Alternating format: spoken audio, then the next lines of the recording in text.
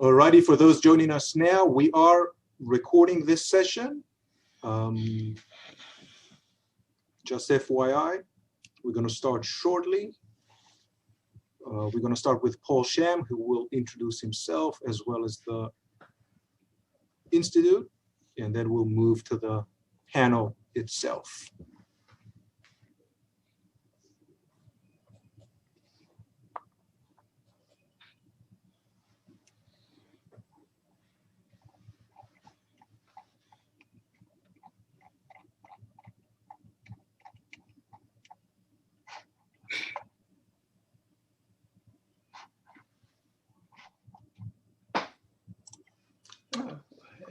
So many.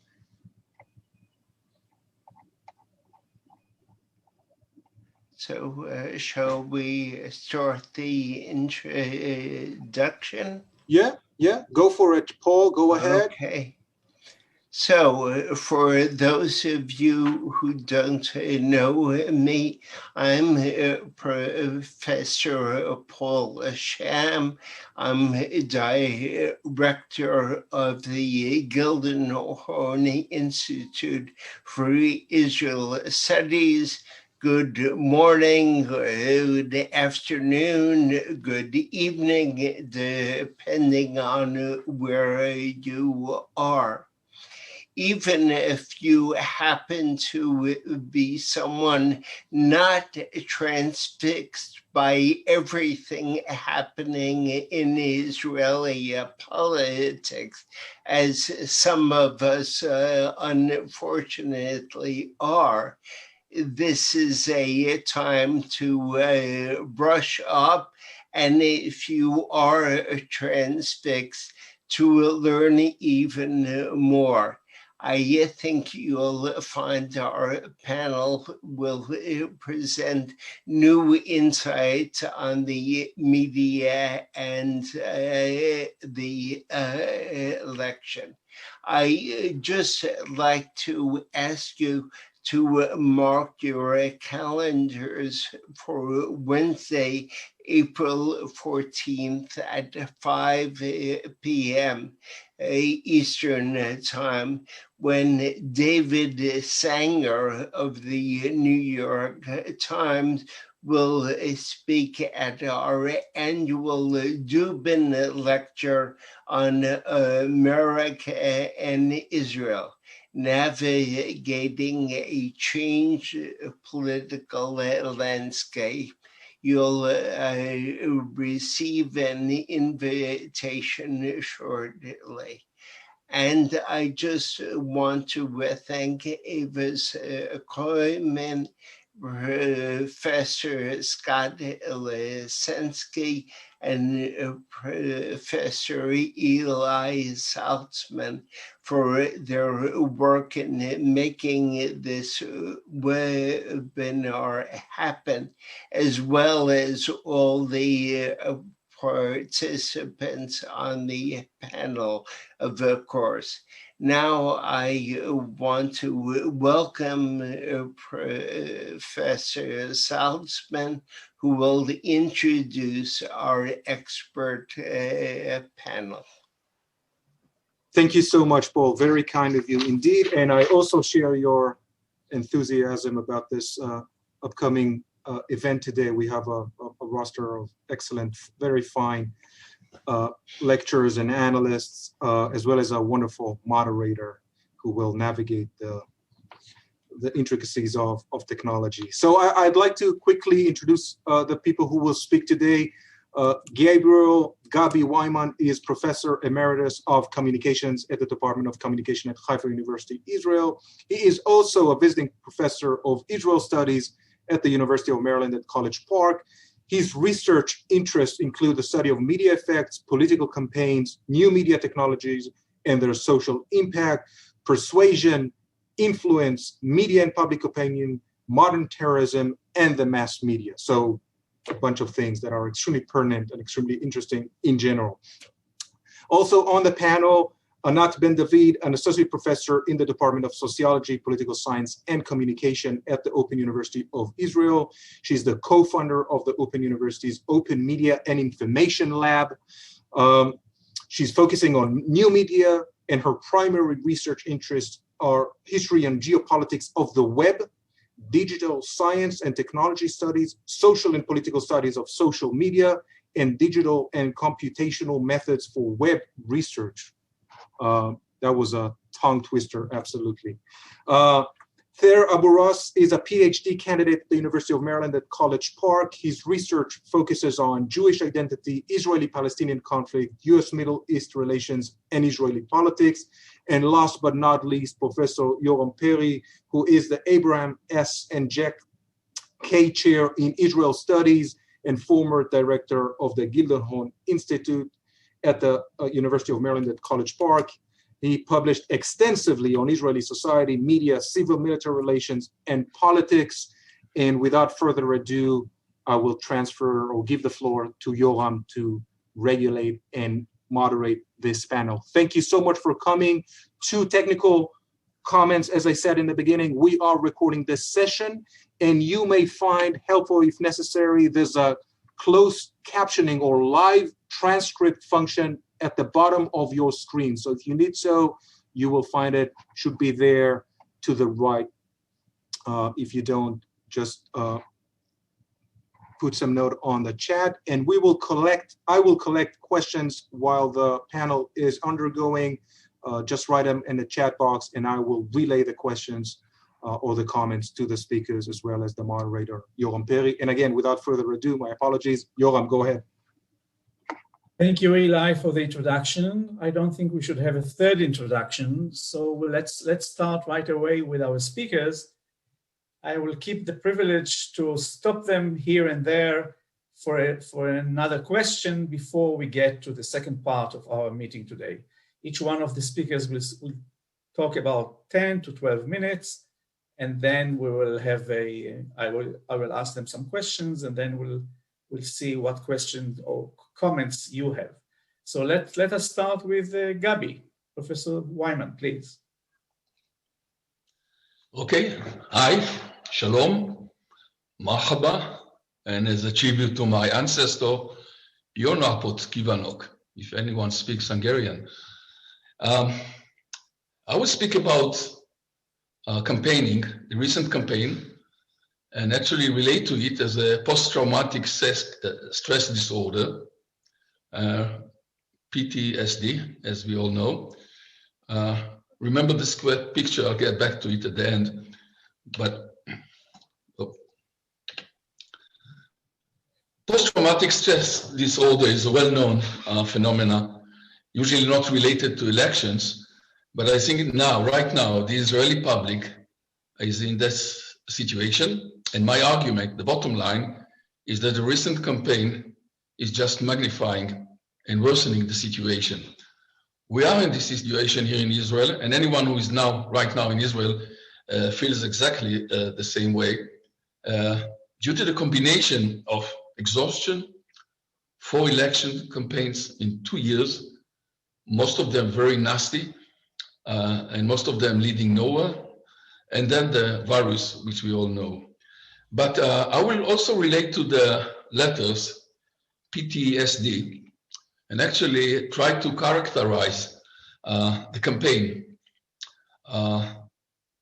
with these letters. P will represent polls, T will represent telepopulism, D will represent divide and rule, and S will speak about social media, though I guess Anat will speak about it more than me. So we are in a double state of PTSD. So what are those letters standing for? I think the recent campaign, more than ever, was a poll-centered campaign. I've been monitoring the emergence of pre-election campaigns polls in Israel since the 70s. And we saw a growing obsession to forecast. It's not just in Israel, all over the world. But the recent one, the current one, is really the peak in terms of the amount of polls that we see. We are flooded with them. Now, what is the problem with that? I mean, what's wrong with that? I mean, it's entertaining, it's gaining attention, it's a nice item to talk about, to discuss? Well, let me speak about the impact, and it's all negative. First of all, it leads politicians to consider only short-term impact. What will benefit me in the next poll? What will get me additional points? And this is how they function now. Second, it's the entire Israeli politics now rely on parties, on blocs and parties formed or disformed by those polls. So parties disappear or reappear, or people join or people disappear just because they read the polls. If the polls were accurate, maybe it was okay. But as you see, my last point, they always fail, not only in the US, not only in Britain, also here in Israel.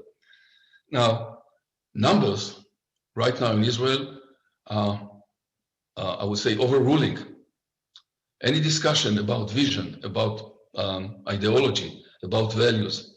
What we see is horse racing politics. All who is ahead, who's running best, who's winning today's poll.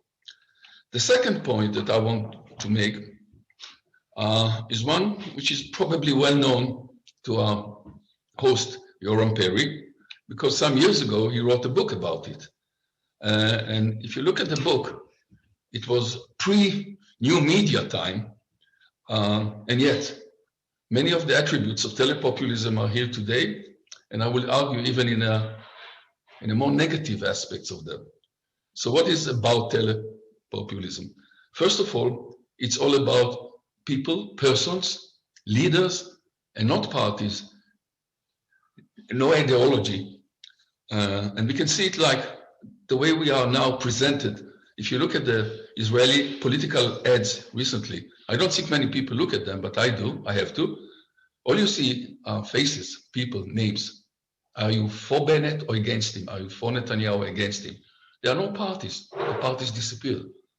There are no political discussions. It's all for or against the leader, all personal. The second attribute, which is a new one, maybe we didn't invent it. Maybe you should talk to Trump about it. Who's the first one? It's called truth decay. And truth decay was defined as the diminishing role of facts and analysis in public life. And I think we have some Israeli politicians, actually not only one of them, as the picture shows, who rely on, I would say, truth decay more than ever. Facts don't matter. Numbers can be invented. Lies are presented, sometimes exposed within a minute, but who cares? There's always a new lie emerging. Telepopulism is also the game of tricks and shticks, to quote Bibi Netanyahu, it's not my expression, and the spins. It's all legitimate. It's all like, let's get the media coverage, let's get attention, let's get on the agenda, let's get people to talk to us. I have many examples, I don't have all the time, but I think that one funny one was this one. It's not from the recent campaign, but from some previous one. We had many.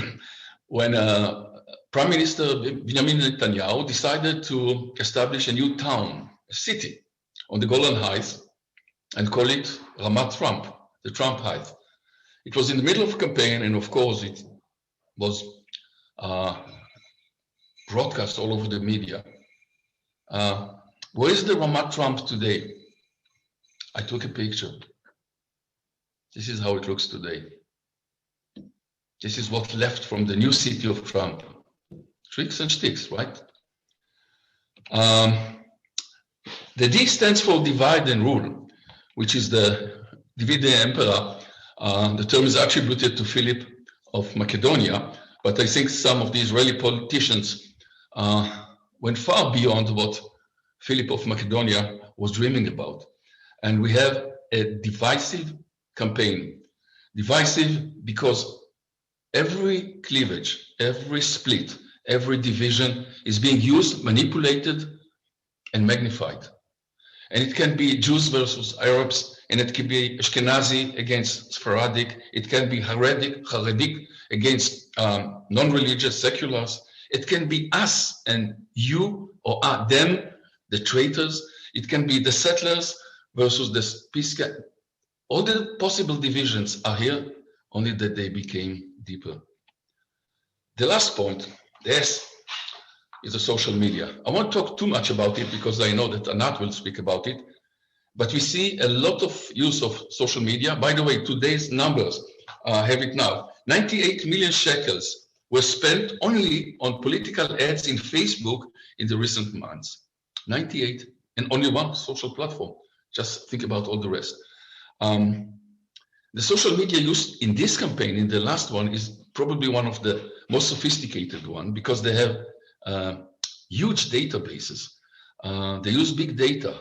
They target specific sub-audiences. They know what I call narrowcasting or targeting. They know who voted for whom. They have all the data banks and sometimes even break into data bank as it happens with supporters of one party. And if that's not enough, the problem is that not all of them are true actors. So we have fictional identities, we have bots, trolls, fake identities used, and we have researchers like us revealed the way fake Twitter accounts were used to support candidates, parties, and so on, bots and fake identities. So the last point that I want to make, and I really kept my time, is the damage caused by all of this. I wouldn't mind if it was really just entertaining and just a short campaign. But I think what we see now, and the effects are visible, are clear in the Israeli public. It's the post-traumatic syndrome. It's apathy. The Israelis are not that involved now. It's forced campaign. I mean, in 2 years, how involved and active can you be at the fourth time within 2 years? Second, it's distrust. You don't trust the politician. You don't trust the politics. You don't trust your government. You don't trust the institutions. You become cynical about it. You become pessimistic about it, and you are alienated. So I would like just to end with one quote. If we despise our politicians, we will end up having despicable politics. And I'm trying not to be very emotional, but I think I am, because I'm really, in a way, depressed by the situation. I'm myself in a traumatic situation. And maybe the explanation to that is in this picture. The people you see here are my son and my grandson. So I do care about the Israeli politics. It may affect the life of my child and my grandchildren. Thank you.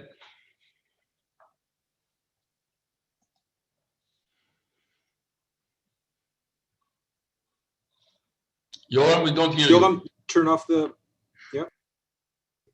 Here we are. Thank you very much, Gabi, for your excellent presentation, as always. There are many questions that can be asked, and I'm sure that we'll do it later, but just one question before we move to the second presentation, and that is the events of this year. We had a dramatic change in Israeli politics during this year with a wave of demonstrations. Tens of thousands, hundreds of thousands of people participated in a new wave of demonstration, particularly younger generation. There was no impact on that movement towards the process that began, as you correctly said, some years ago and developed and worsened and deteriorated? Well, I think, first of all, most of those demonstrations were in a way preaching to the converted. I mean, people enjoy the idea that they meet other people who share the same opinion, but it didn't change the camps, it didn't change intentions of voting. Maybe it got more people out of the streets, and yet it didn't get more people involved, interested. When you look at the numbers right now that we have, how many people intend to vote? How many people are committed? And the numbers are still low. So all those demonstrations were, in many ways, quite interesting, quite dramatic, and didn't change much. All right. Let's move to Anat, Professor Ben David, who deserves a congratulations for your new title. You just got a month ago or so, an increase in your salary, I guess, because of the new title. So let's hear you. Thank you. Thank you very much for having me today. I'll try to talk about the social media aspect of the Israeli elections, and particularly to answer the question, what is unique in Israeli social media politics compared to anywhere else? And the main argument would be that, let's see if you can see. Israeli politics on social media can be described in two ways. One, as research has shown, Israeli politics and Israeli campaigning is actually a kind of a copycat of US campaigning strategies. And you can see that in this screenshot from 2009. This is Netanyahu's website, copycatting Obama's website, just really almost a one-on-one copy of the website itself. But the other claim is that Israel is a sandbox for testing new campaigning strategies and also new technologies. So in this tension between copycat and innovation, I'll try to show you today what is new or what is unique about social media campaigning in Israel. And I'll have to focus on Netanyahu because he runs a social media empire, and compared to all other politicians, he's far beyond everyone else, or everyone else is far behind in terms of social media strategies.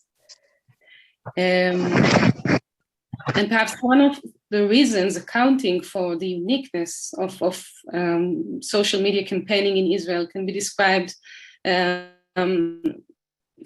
part of the legal atmosphere or the legal environment in Israel, which is very much outdated. Both the election law, privacy protection laws haven't been updated in decades and are unfitting for the digital age, thereby allowing the existence of many legal gray areas where new technologies can be tested without them overtly violating the law. Israel's population size, a relatively small size, also accounts for using the population as a beta test case for testing new technologies. Strong social ties, as well as very high rates of social media use. I think Israelis are ranked the top. The most Israelis, or the majority of the population, is using Facebook. Israel is ranked at the top with this regard. There's a lot of cyber knowledge hanging around, and a lot of technological experts who can try and innovate with social media. And there's also the Israeli chutzpah, or the attempts to try to do new things that haven't been tested before, and that perhaps try to take the known strategies or the strategies imported from the US and then take them to the extreme through innovation and new technologies. So I'll try to focus on 4 strategies that have been imported from the US, but then taken to the extreme by Netanyahu in his campaign over the years, and also now in the last round. So I'll talk about microtargeting, astroturfing, canvassing, and the use of voter management software.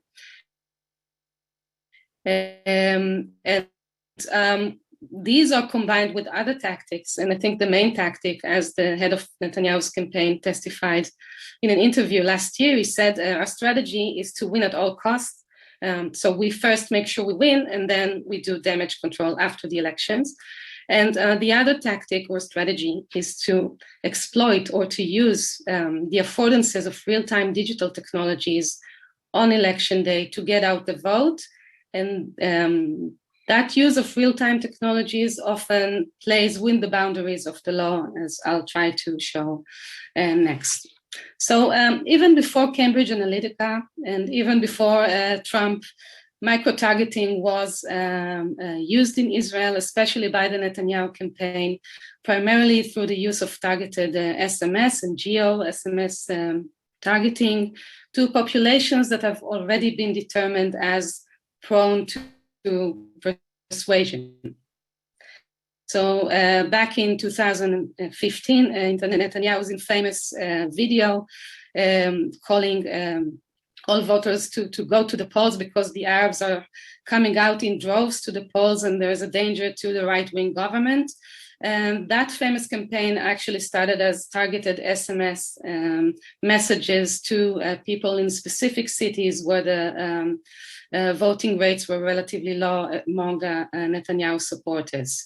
This is another example of the tactic of first we win, then we do damage control, because then Netanyahu also recently apologized for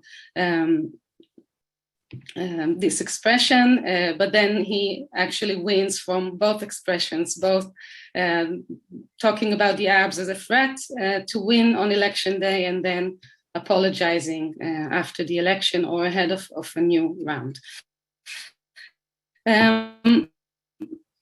The Likud is doing incredible data work during election campaigns and also between election campaigns. And this is why they also have the lead on these social media strategies. I can fairly say that the Israeli population has been mapped inside out. So each one of us is the data about us is each of us is profiled based on our political views, and the Likud has that data. And they also know how to use Facebook's advertising system to both target people and then to feed back on what they can learn from the targeting system to learn more about new users. And as can be seen in this ad, Netanyahu's campaign is actually uploading data about users to target them specifically with specific messages. The other strategy is astroturfing, the use, as Gabi said, of fake accounts or accounts that pretend to be authentic while they are in fact coordinated. This is a massive operation in Israel, and it has been going on for years. The image on the right is a visualization of a data analysis of the entire, let's say, Israeli conversation on Facebook. Each dot on the visualization is the user that commented on any politician's Facebook page over a period of 3 years.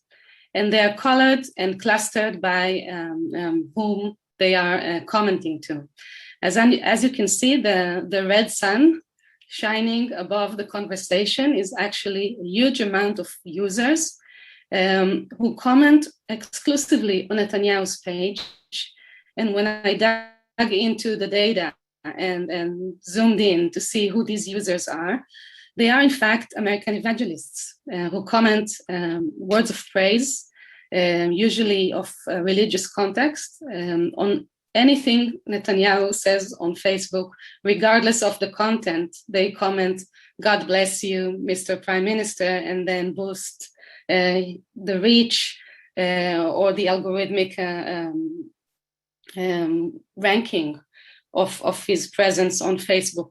This is only one tactic. There are actually thousands and thousands of Facebook groups and users who are activated and operating on a daily basis in for Netanyahu networks throughout social media platforms. Now, Netanyahu's ties with evangelical organizations are known and they are out in the open. And it is an open question indeed, whether or not this is a legitimate way of mobilizing ideological publics, or in fact, a new form of foreign intervention in local elections. And that remains an open question because we lack evidence whether or not this is coordinated or if someone is paying for this mass operation. The third tactic is canvassing. Now, canvassing in the US is a very common method, I think, during election campaigns, and it is perceived as a legitimate form of engaging voters in get-out-the-vote campaigns. In Israel, it is less common than in the US, but then what Netanyahu's campaign has done in the past years, I think has never been done anywhere in the world, because they took the methods of canvassing and then incorporated them into Facebook's platform, and specifically through an automated chatbot on Facebook Messenger. And the tactics are really fascinating. They begin by targeting specific audiences through ads, and then luring these users to interact with the chatbot. This is the second phase. When users arrive to the chatbot and initiate conversation, they are already profiled because they were targeted before.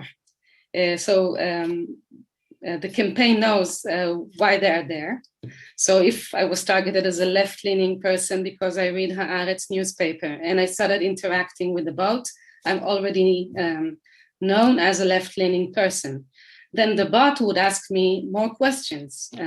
Did you vote for the Likud in the past? Would you vote for me now? This is all very gamified and fun-looking questions, very much like Cambridge Analytica tactics, but also very much kosher. Then the third phase would be to contact those users who were identified as supporters and do the actual canvassing through the platform. So the chatbot would actually spit telephone numbers of other citizens and ask the supporters to call them and to read out talking points, convince them to vote for Netanyahu, and then report back through the chatbot on the political views of the people they called. There were legal issues with that.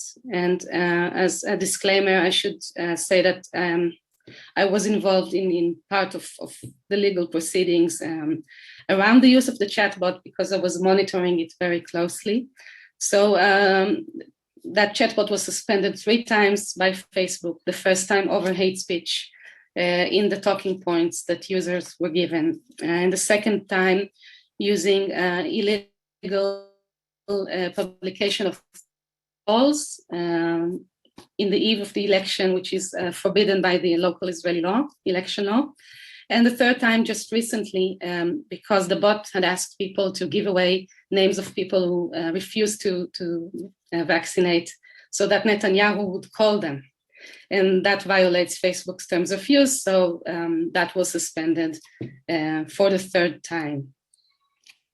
So I think part of the lessons of the suspension of the chatbot has led the Likud to run its own voter management platforms or applications. And one of the most famous or infamous applications currently at play in Israel is called Electoral. It was used by the Likud in the last round, and it is now used by 5 parties because it was so successful. So voter management apps are also a booming business in the US and in other countries. But again, the Israeli version of it adds another layer to it. And this is the crowdsourcing element of the use of the app. So what that app did was actually to open the entire electoral vote to the users of the app who are supporters of the Likud. And they could search anyone and add data about them and then track them virtually, physically on election day and see whether or not your friends have already voted so that you could convince them to go out and vote. I'm not sure how well I'm doing with the time, but I have a short video explaining how Electoral works. So I'll start playing it, and Yoram, please tell me if I'm behind. Sure, go ahead. Okay, so here it is. בבחירות הקרובות אנחנו נשתמש באפליקציה אלקטור. זה יעזור לנו להבטיח את ניצחון הליכוד. בתודות בנאום הניצחון של נתניהו לראשי המטות והדוברים בלטו אנשי האלקטור. יאיר רביבו, האלקטור שלנו, תודה רבה לך. לכל הצוות המדהים שליווה אותם בדאטה, נתונים. פתאום לליכוד היו נתונים. ראיתם איזה הבדל זה עושה. והתודות מגיעות בצדק. המערכת אפשרה לליכוד להביא לקלפיות את אותם קולות אבודים, מצביעי הליכוד שלא יצאו להצביע בבחירות הקודמות. עוד היה מקריאת שלום, מהראש של הליכוד, רק 55% הלכו להצביע. איך קוראים לה? פיצי, דייזי, זה מרש. פיצי, לא לפגר, יפה מאוד. פיצי. המערכת מאפשרת פילוח מדוקדק של ספר הבוחרים, ולצד מידע כמו מספר זהות וכתובת, יש בה גם קשרים משפחתיים ונטייה פוליטית. על ההפעלה של ההסביר מפתח המערכת צוריאל ימין בסרטון הדרכה. חשוב לציין שיום הבחירות זה יום שבו לא מנסים לשכנע בוחרים חדשים לתמוך בכם. זהו יום שאך ורק מנסים לגרום לתומכים שכבר איזנתם מבעוד מועד במערכת ללכת להצביע. בבחירות האלה כולנו הוצפנו בים של הודעות ושיחות מוקלטות. התעמולה שהצליחה להניע את הבוחרים לקלפיות הוכיחה ששוב המידע הוא המלך. Okay, so data is king. But it also creates a new form of political culture in Israel, one which I'm very concerned about, because it creates new ways of turning activists actually into informants.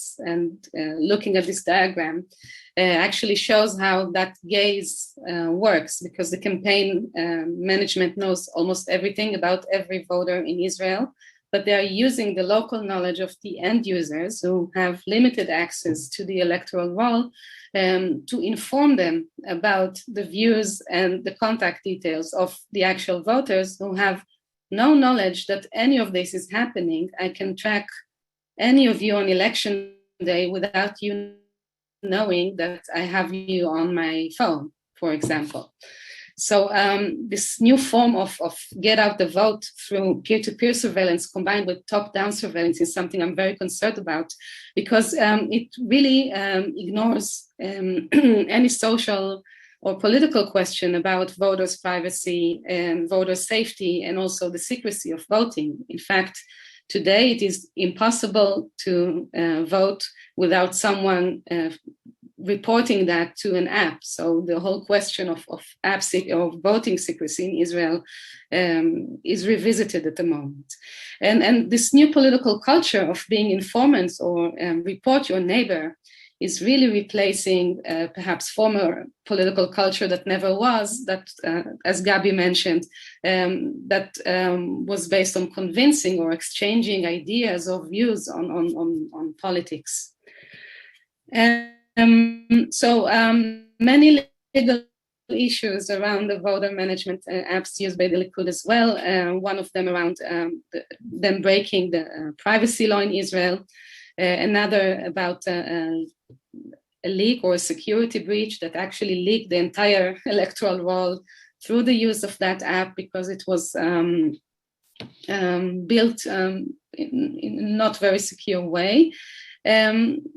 Despite these legal issues, which have only recently been determined about the last election, these apps are just rolling in full screen, ignoring actually the decision of the DPO, the Data Protection Authority in Israel, that the use of the application without asking people's consent is illegal. So looking ahead to next week, every election round in the past years has had a technological Easter egg. If it was the Chatbot or the Electoral app or the use of botnets. And now the question is, what would be the Easter egg of this round? And my speculation or the assumption is that the Netanyahu campaign is actually migrating to other platforms so as to secure the spread of the messaging on election day in case some of the messages are suspended or deleted or deplatformed, as was the case with Trump. This year is also characterized by enhanced use of data brokers, such as Truecaller, the service that actually identifies people's names based on their telephone numbers, and that has been shown as feeding into the Electoral app automatically. And another trend that is a point of concern, at least for me, is provocation against or a way to challenge decisions by the head of the Central Elections Committee. So just yesterday, the Supreme Court judge, who is the head of the Central Election Committee, had banned the Likud from using a specific slogan that was actually used as the official slogan of the Ministry of Health. And despite that, the campaign is using that slogan nevertheless, and using that network of users, authentic and fake, to spread the message. I'll end with that. Thank you for your attention. Thank you very much, Anat. Professor Ben David was the pioneer, one of the early pioneers in Israel who studied this new field. And I want to share with you a story that she told me 2 years ago. But to understand that better, I have to go 4 years back when I spoke to one of Bibi Netanyahu's press officers who left the office. And I asked her about the techniques that were used then, 4 or 5 years ago. And she told me one of the major, we have two basic principles. One, we never hear any criticism without an answer. We always react. And today, Netanyahu's office reacts within minutes, if not less than that. Second, she said, in any reaction, we end it with a sentence that even if something was not as it was supposed to be, there isn't anybody else but Netanyahu. He's the only one who counts. Today, when you hear people talking about the elections, you hear that slogan from everybody. You cannot compare him to anybody else. He is the only one. It seems that 99% of the Israelis support him. So I spoke about that with Anat 2 years ago, and I asked her, how does he create that impression? And she explained to me then how thousands, tens of thousands, hundreds of thousands of people, bots, trolls, and others, machines, spread the perception that he is the only one. How do you find it? I asked her. And she told me many stories. One of them I always repeat. I love to repeat. She said that she found one reaction who said, "You are our king, and have a wonderful, happy and wonderful Yom Kippur holiday." Yom Kippur holiday is not something that you bless, wonderful, have a happy and wonderful Yom Kippur holiday. It was written probably by someone in Ukraine or in Thailand who knows nothing about Israel and Judaism, but that was a typical reaction that was added to the tens of thousands of other reactions that support Netanyahu. If you do that all the time, no wonder that in the last 2 or 3 days, when I spoke to taxi drivers or to other people, they say, yes, but there's nobody else. It's only him. All the rest do not count. All right, let's move to our third speaker. The issue of the Israeli Arabs or the Israeli Palestinians is very interesting.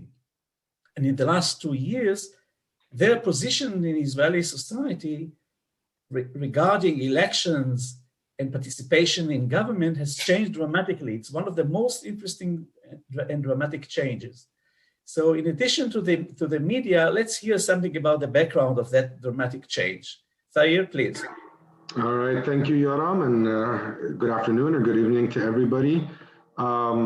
So indeed, I mean, when we talk about this roller coaster of elections that we've been going through over the last 2 years, these past 4 elections, most of the changes have been tactical changes, but there really has been one strategic change that I can think about over these last 2 years, and that's the elevation of the Arab vote in Israel, or the increase in the importance of the Arab vote, particularly in this election.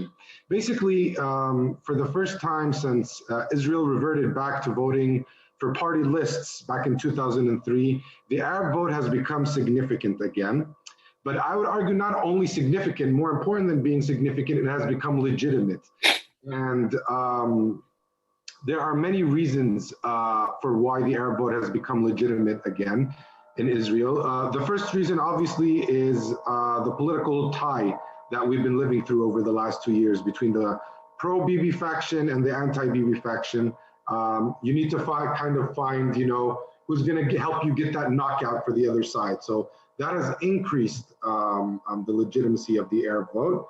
I would also argue that this change in dialogue and rhetoric in Israel regarding the Arab vote is a testament to Bibi Netanyahu's tactical, I would even say brilliance, how he understands politics better than any of his other contenders. He saw that he has an opportunity here to cut into the Arab vote, at the very least to bring down the voting turnout of Arab citizens. And that's, in my opinion, one of the main reasons he's been courting the Arabs, and I'll explain that in a little bit. But it's also a testament to his brilliance because his contenders historically did not dare get close to the Arab vote. They were too worried to be called out as traitors, and we saw the whole saga with Benny Gantz last year, who could have been prime minister since September 2019 if he would have agreed to make a coalition or at least an agreement with the Arab joint list at the time. But when speaking about Netanyahu and why this is so ironic, but yet at the same time dramatic, it's important because one of Bibi Netanyahu's main campaign tactics, ever since he's become a contender for the premiership in Israel, has been to, I have no other term, but to use incitement against the Arab community or the Palestinian community in Israel. So if we go all the way back to 1996, his main campaign slogan was, Bibi is good for the Jews, not for the Israelis, for the Jews. It's Shimon Peres, that guy who's good for the Israelis, which includes the Arabs in this case. I'm good for the Jews. In 2009, his campaign was, a lot of it was following Operation Cast-Led in 2009. Many Arab citizens went out to demonstrate against that military operation. And he used those demonstrations, which many of them included holding Palestinian flags and whatnot, to incite against the Arabs. In 2013, the following election, one of his main campaign tactics was using what was known in Israel as the Muazzin law. The Muazzin is the Islamic call to prayer through the mosques. And he came out with this populist idea to prevent the call for prayer for mosques. Obviously, his campaign against the Arab community reached the pinnacle in 2015, as we all know, on election day, and his claim that Arabs are voting in droves to the election, which also turned out not only was it very racist and considered an incitement, it was also factually untrue. Voting rates amongst Jews was much higher than it was amongst Arabs. And as those of you who follow Israeli politics, I'm sure you well know, over the last 3 elections, but particularly the second and third elections, it was basically an never-ending campaign of attacking not only Arab MKs, who he called terror supporters, but even Arab voters. He said, the Arabs that want to annihilate us all. And if you all know the Israeli and Jewish psyche, you understand that the term annihilate has a very special historic connotation. And he didn't only blame the Arab leadership of wanting to annihilate the Jewish citizens of Israel, but even regular Arab citizens. That didn't, 3 months later, obviously, he was, speaking praises of all those Arab doctors and nurses during the spread of the pandemic. But again, that comes to show you Bibi Netanyahu's ability in campaigning.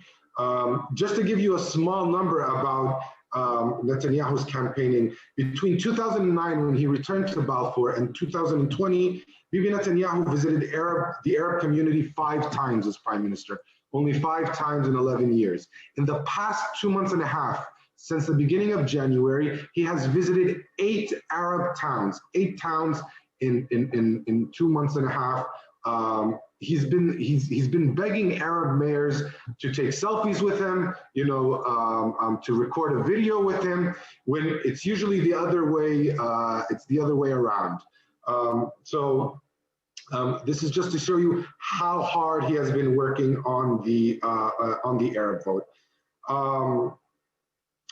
But it is reciprocal. The change is not only happening at the level of the Israeli political leadership, but even within the Arab Palestinian community in Israel itself, there is a significant change towards our outlook towards elections, Israeli elections in general.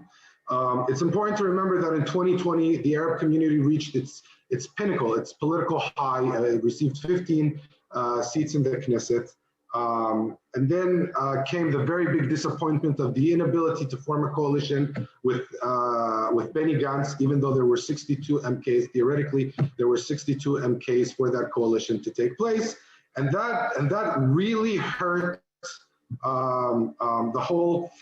It didn't only hurt the Arab joint list at the time, but it even, I would argue, hurt the entire raison d'etre of Arabs participating in Israeli elections, because many people came out and said, why on earth are we participating in elections when even the quote-unquote moderates in Israel aren't even willing to make deals with us? Maybe this is the ultimate proof that Israel isn't a real democracy and that we are only being used as Arab voters as a hasbara tool to show the world that Israel is a democracy. That's an argument that some people in the Arab community have been making throughout these years. And the whole Benny Gantz saga kind of proved for many people that that argument is actually correct. So following that fallout after the 15 seats and the political high, the Arab community split for many, many reasons. One of them was Benny Gantz. The other one was simply, I would argue, the pandemic and the fact that the Arabs are the second weakest community in economic terms in Israel after the Haredim, and they received a massive financial blow. And in this kind of environment, it's very hard to get people out to vote. But also, another thing happened, and that's all of a sudden, we had our own cultural war started within the Arab community in Israel.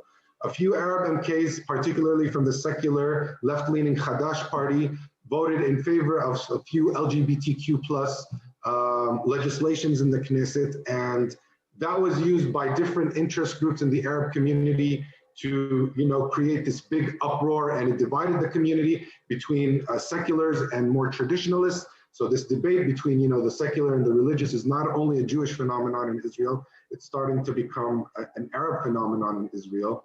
And, this whole cultural war over LGBTQ+, which also connects to women's rights, it also connects to all these other different cultural wars that, happened in the US in the 80s and 90s, and in the Jewish community in Israel in the 90s. It's all of a sudden started to happen in the Arab community as well. But there are also other reasons that have led to the split and have led to, this situation where Arabs are starting to change their attitudes towards politics in Israel in general.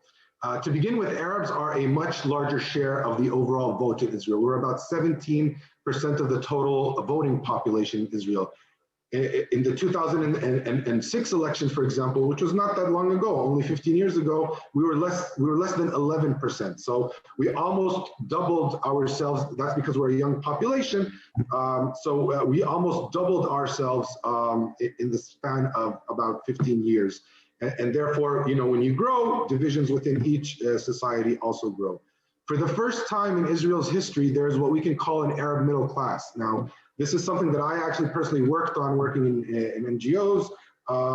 This is something that actually happened with the Sharon government, with these different laws and regulations that were put in place to strengthen the Arab community, the Arab sector economically.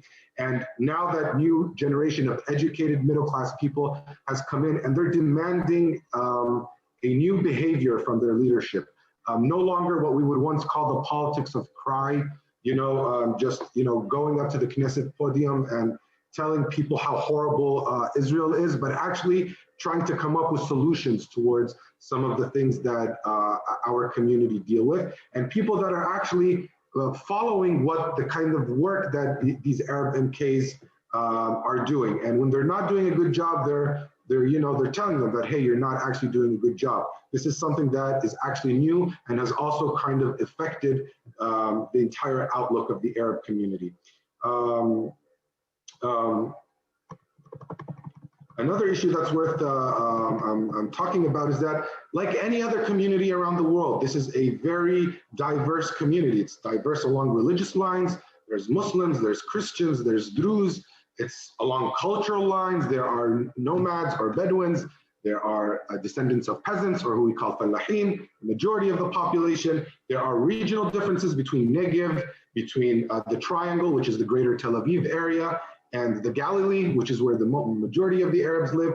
And all of a sudden, all of these differences are starting to come into play, and a lot of Jewish campaigns have started to pay attention to this fact and are trying to dive into these differences and try to take out as many votes as possible.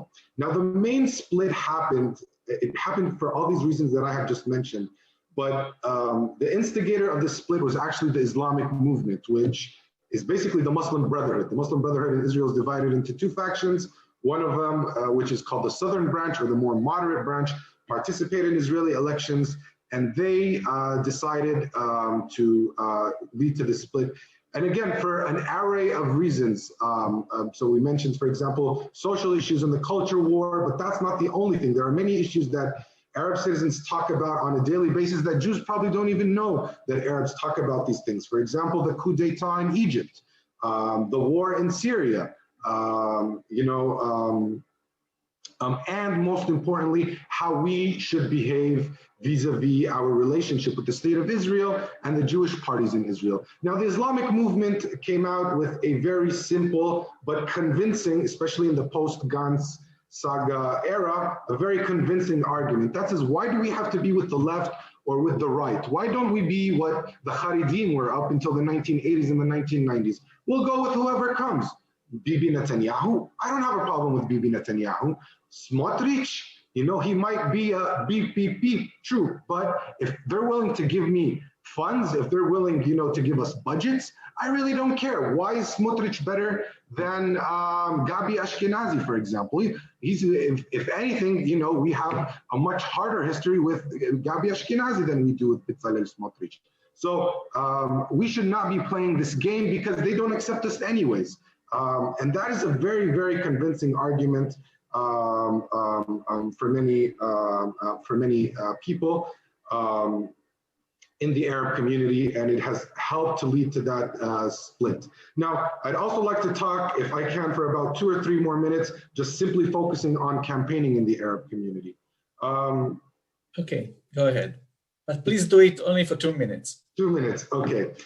Historically speaking, Arab parties have relied on traditional methods to get the vote out. At the end of the day, the majority of Arabs live in these segregated, family-oriented communities. So if you can go to the leadership of that community, you'll bring out the vote. But again, with the changes in the Arab society, this new Arab middle class that's actually making political demands from their leadership, things have started to change. So historically, one big campaign method was through traditional means such as radio, but through illegal methods such as using the call to prayer, the muazzin, to get the vote out, which happens every single election, and I'd expect it to happen again. It's illegal, but again, the law in the Arab communities in Israel is only a recommendation. There's nobody to implement the laws, so that's why it will happen. But also, the tech-savvy world has also reached the Arab community, and I would argue that researchers on communications in Israel should start to take a more closer look towards the Arab community. And social media is starting to become a vocal point. Influencers, for example, have become, especially in the last 2 elections, have become a vocal point of campaigning. All of a sudden, all these influencers who talk about manicures and pedicures, or I don't know, about traveling around the world or whatnot, in the last 2 weeks of campaigning, they all of a sudden become, presenters for the 2 different political parties in the Arab community right now. Video bloggers, this is a new phenomenon that's starting to take place. Video bloggers on social media, not on YouTube. A YouTube video blogger might get you 500 views, but a video blogger on Instagram might get you to 10 and even 20,000 views. In what language? In what language? Arabic or Hebrew? Arabic, sorry, Arabic. The outreach, another interesting phenomenon that I have found out, that the outreach to the Jewish community is non-existent in this campaign in particular, unlike the campaign last year, and it has to do to understandings between the joint list and Meretz. The joint list kind of wants to allow Meretz to pass the threshold, and all these, anti-Zionist, post-Zionist Jewish voters to try and get them to vote for Meretz. And most importantly, and I'll talk about this for 30 seconds, but I'll be more than happy to talk about it in the Q&A, is the rise of sensationalism. So this PTSD that Gabi was talking about has also reached the Arab community, and the amount of hatred and incitement between the two Arab factions running in this election has reached heights that were never around before. The amount of lies that are being spread out there about, these different campaigns. Just one example that I saw yesterday kind of created a little social media frenzy. A clip of one of the more famous Arab MKs, Ahmed Tibi, came out yesterday in which the Islamic movement claimed him of attacking the hijab, the Islamic scarf that women used. He was on an Israeli comedy TV show. Ironically, it was Mirav Michaeli's boyfriend, who's the presenter of this TV show. And he was accused of attacking the hijab, and in reality, he was attacking polygamy in the Arab community. Not the hijab, but they were able to, change the wordings for it to look like he was attacking the hijab. So this is just a small example of how this sensationalism and this incitement within the Arab community that we used to see more in the Jewish community has started to find itself more and more in the Arab community. Fine, thank you very much, Tahir. Very interesting. Before we move to some questions, I want to raise a point. The topic of our meeting is media and the current Israeli elections. But all three presenters, including me, so it's four of us, were very critical on the Likud and Netanyahu.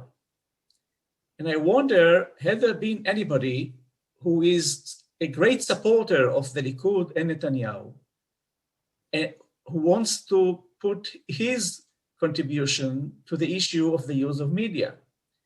What would he or she have said?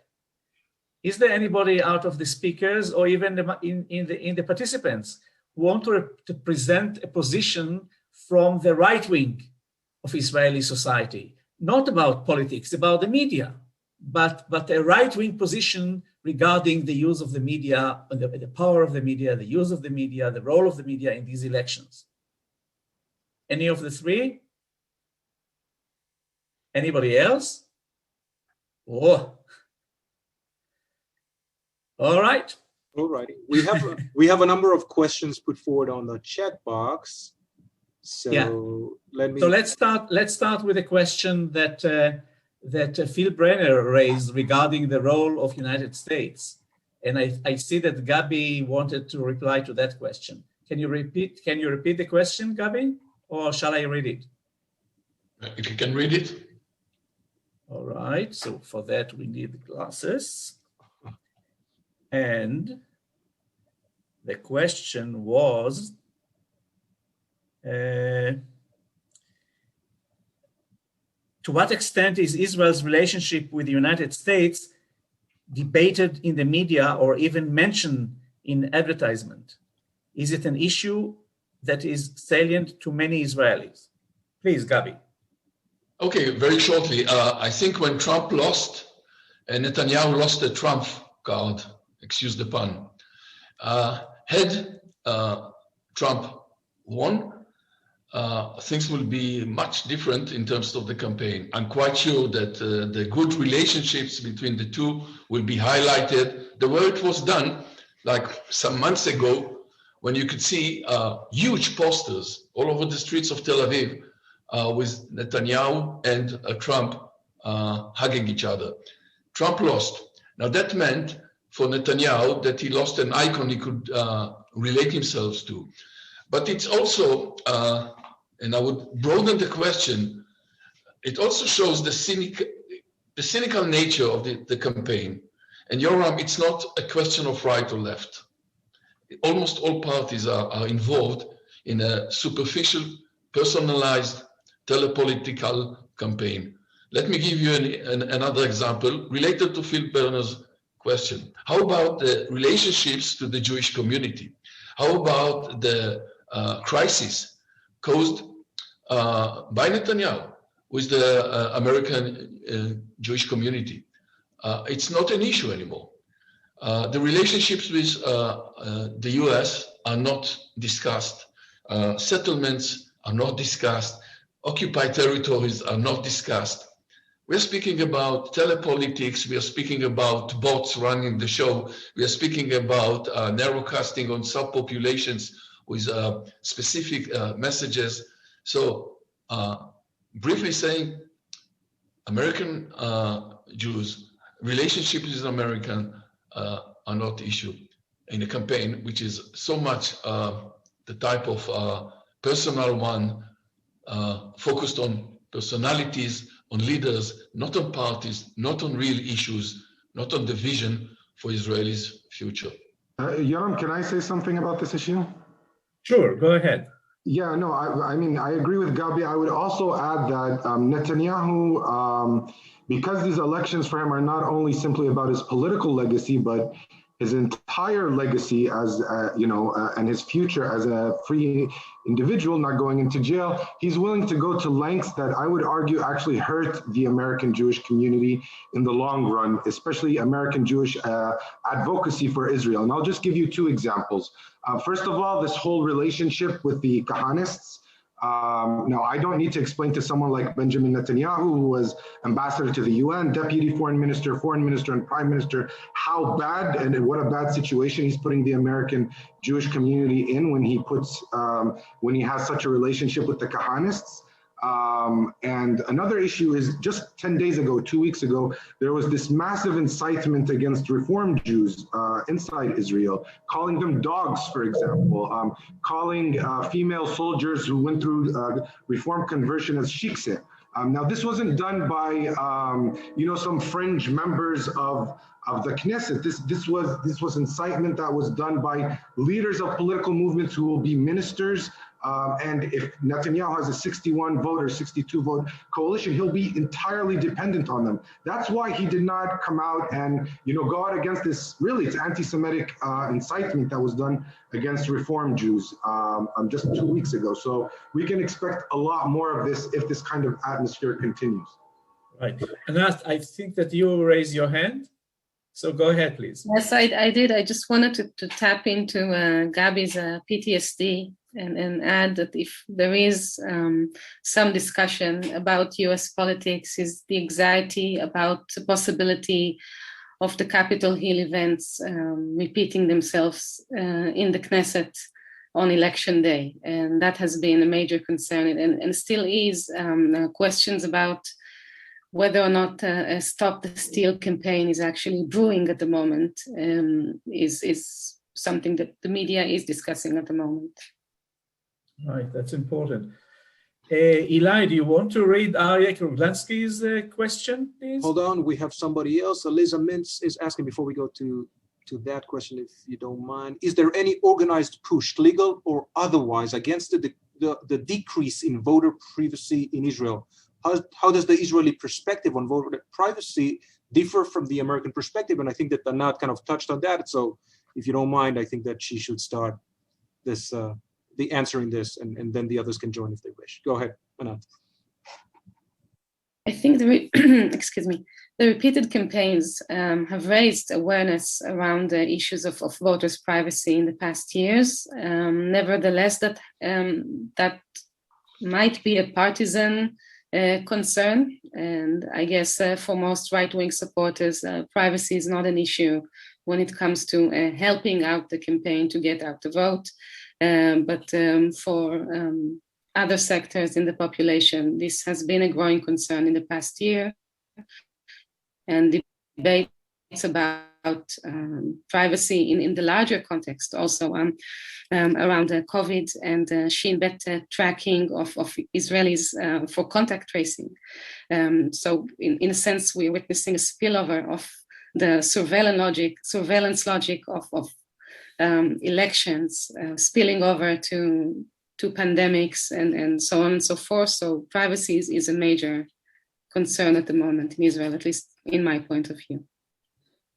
Thank you. Eli, Aryeh Kruglansky's question, please. Absolutely. How does the Israeli Arabs' increased involvement in Israeli politics affect their stance towards the Palestinian-Israeli conflict and the continuation of the Palestinian resistance? Who wants to answer that? I guess I'll go. I mean, that's a very good question, but it's part of a larger question, I think, about Arab citizenship in Israel, and are the Arab citizens starting to normalize their status as Israeli citizens more and more? Because, you know, ever since 1948, there has been this feeling of belonging, but not belonging at the same time. It's a very weird situation that only if you're an Arab citizen, you'd probably be able to understand. I think that it doesn't have a direct effect on the Palestinian issue in the sense that it's more of an internal issue, internal Israeli issue.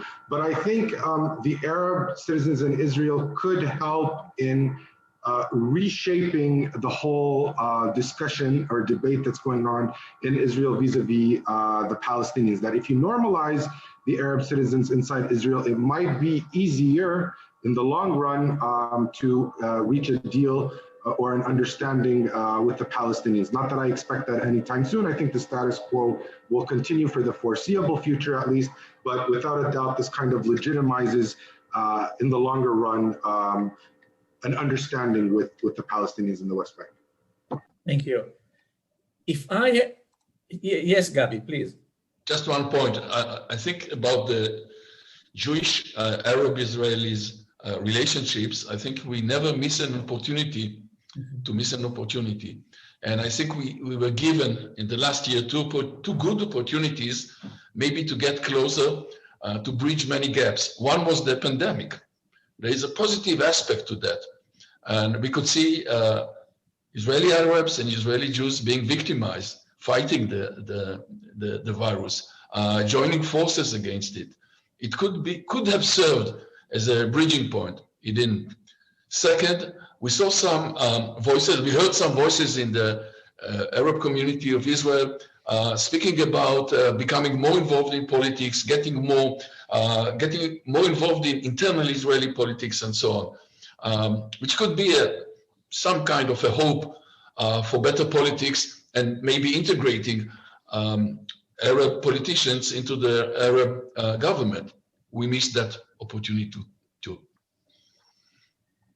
Yes, if I have to summarize my impression from the elections, I would guess one point only. If I ask what is the only one point that you should put forward, I would say that it's the unreal world that the Israelis live in.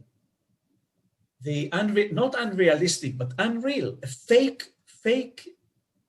situation.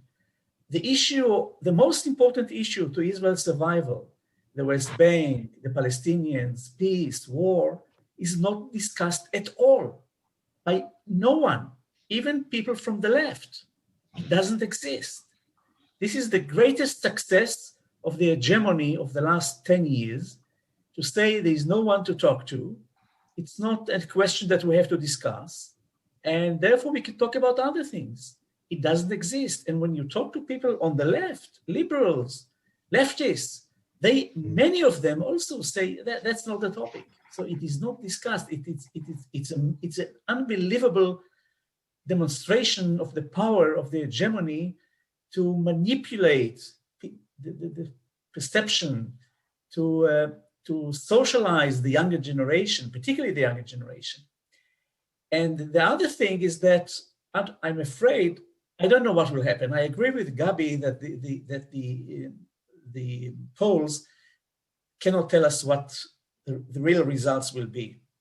But what I do hear from people who understand polling, not this simplistic pollings about the elections, but deeper sociological trends, that the majority of the Israelis, including the younger generation, are going to vote not according to issues and not according to not for leadership. They are going to vote for the group that they belong to. And there are too many illustrations of that phenomena. People are not going to change so much, definitely not going to change the bloc. Within the bloc, there might be some changes, but they are not going to change their position because there is no rational discussion, rational debate. people are going to vote according to the group that they belong to. And the younger generation, I heard that from Tammy Harman from the Israel Democracy Institute, the younger voters who are against Bibi are not moving to the left, but to the right. And there are more voters that belong to the ultra-Orthodox community. So changes between blocks will be minimal, but all that is speculation and we'll have to see. I guess that Ian wants to say something, so let him talk, but not at length, Ian, because we should read your book instead of getting a long lecture. But tell us what you wrote and say a few words about that, please. Thanks, Yoram. Well, I put a comment in the chat, and I think I'll just summarize that. The book argues that we're in one state. It's not, the rules for political participation are not the same in all areas of the state, but that's not unusual. In East Jerusalem, Arabs can but don't generally vote in municipal elections, but they can't vote in Knesset elections. In the West Bank, a large chunk of the population, the Jews, can vote in Knesset elections, the Arabs can't.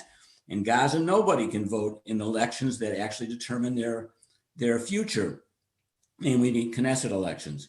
Now, what I'm arguing is that although that what we're seeing with Netanyahu now courting Arab voters, and then legitimizing that in the right-wing bloc, we see polls that show 22% or more now say, yeah, it's fine to have an Arab party in the coalition. This is the way that over the long run, democracies extend suffrage to communities that have been excluded from politics in the past. It's because incumbents, desperate to win elections and willing to make deals with anybody, legitimize the expansion of, right now, it's expanding Arab participation inside the Green Line. Tomorrow, it will be fights over 330,000 Arab potential voters in East Jerusalem. Eventually, there'll be fights over the loyal Arabs in the West Bank, then all the Arabs in the West Bank, and eventually Palestinians in Gaza also. We're talking about generations, but we're seeing a relatively rapid move in that direction in this election campaign.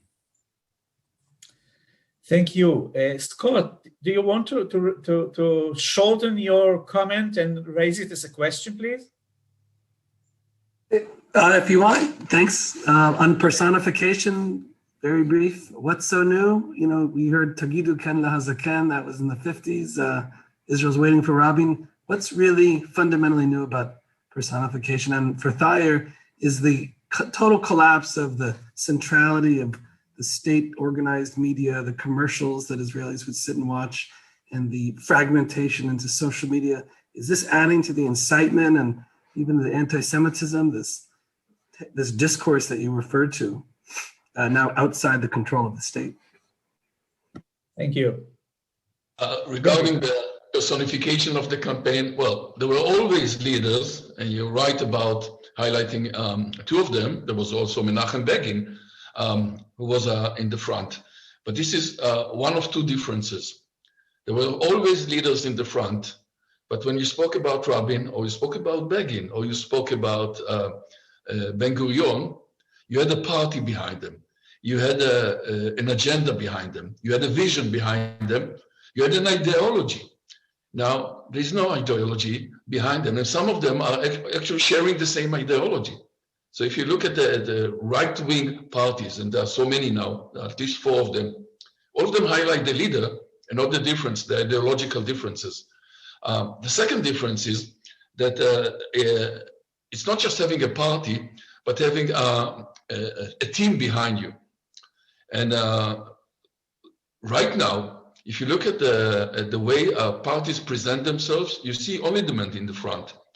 And actually, some of the parties, including the Likud, are hiding their leadership, the way I see it for good reasons when it comes to campaigning, but you don't see the leadership behind it. You see only the front men. So behind Begin and behind Yitzhak Rabin, there were the ministers, the would-be ministers after the elections. You could see them. Right now, you see only one person in the front in almost all parties, right, left, center. In the past, Israeli parties had platform or manifesto, That's it. a term used in Britain, before the elections. And I will never forget a meeting in the late 50s or early 60s of Mapam. The conference of Mapam discussed for 2 days the question, are we a Leninist Marxist party with a dash between Leninist and Marxist, or without a dash between Leninist and Marxist? 2 days conversation. The Likud party 2 years ago did not publish the manifesto at all, and neither did they publish a manifesto today. So there's no manifesto altogether. It's only personalities. Tahir, please. Yeah, no, I completely agree with you, Scott. The whole phenomenon of social media, and obviously this is something that happened in the U.S. before Israel, does create, the truth becomes only a recommendation. It's not necessarily something that you have to have, right? And this whole idea of social media has allowed for this increase of populism. So not only do you not have any more political platforms or ideologies to actually fight over, everything becomes personalized. So are you for Bibi or against Bibi? Or are you going to vote for Lapid or are you not going to vote? Or do you prefer to vote for Mirav Michaeli, for example? It's not, there is no discussion about context here. And that obviously allows for this frenzy of populism, which allows for lies. Lies allow for incitement and hatred and whatnot. And another point regarding what Ayan said, we actually know that there are more East Jerusalemites that are attempting to get Israeli citizenships today. It has a lot more to do with the Trump administration and its policies than with actual Israeli elections, but we are seeing a rise in that. Another interesting thing is that at least Arab parties, they tend to campaign in Palestinian cities in the West Bank where there are large Arab citizens of Israel. So for example, in front of An-Najah University in Nablus, where there are a few thousand students from the Arab community in Israel, you will see, I don't know about this particular election, but you would usually see billboards, you would see people giving out flyers, same thing with the American University in Jenin, for example. You would also see that, obviously in more, in retail areas such as in Tulkarem or in Ramallah, you'd also find it sometimes. So while they're not allowed to vote, they are being slowly but surely brought into this debate. Exactly. One topic that was not mentioned is the fantastic success of the present government, which is Netanyahu, in the last several years, to take control over the traditional media in Israel. Netanyahu and his followers continue to attack the traditional media, both the printed media and television, for being leftists. But in fact, they took control over large parts of the media, both directly or indirectly, to the degree that is very similar to what happened in Poland or particularly in Hungary. No wonder that the Prime Minister of Hungary visited Israel this week. Do you know about that? The Prime Minister of Hungary and the Prime Minister of who was the other one? Czech Republic. Visited Israel for half a day. And they were hugged by Netanyahu. Nobody gave any attention to that story. And the Prime Minister of Hungary is not the most beloved political leader in Europe or in the Western democracies. So we live in a very odd situation. Anybody wants to say anything about that, or compare the media in Eastern or Central Europe to Israel? I see someone who might be willing to do so. Joanna is there, so she might share some insights. We have a couple of more minutes, so if you could do that shortly, that'd be awesome, Joanna. That's what I meant. Please, absolutely. Joanna. Thank you very much. Good evening from Poland. It's evening here. Yes, I just commented on our chat. First of all, thank you very much for inviting me, and it's a great privilege, and I enjoyed it. I enjoyed the conversation very, very much. The debate very much. I must say that I was amazed with some of the information I received. But then I realized that the situation in Israel in terms of campaigning and the political campaign in general, but also the electoral campaign is very, very similar to what happens in Central and Eastern Europe. Yoram brought the example of Poland and Hungary, and of course, this is the point. I would say that something that maybe I just missed something, but something that has not been touched by the speakers and is probably, I don't know how about Israel, but in Poland and in Hungary happens, is that the politician or the leading political parties or the leaders or the elites are really controlling the media. So, or they are trying to, so the public media are entirely controlled by the politician. And in case of Poland, the public media are simply a kind of a channel of communication of the ruling elites with the society. And this is not a simply communication. It's something like kind of a, we are laughing that it's a simply propaganda. We are laughing, I said, because this is a statement, I guess, both those who would vote for the right and those who would vote for left would agree with. So we are not provided with the information anymore in Poland. We are rather provided with certain opinions, which to greatest extent are, well, as I said, this is simply propaganda. It's and people are not really.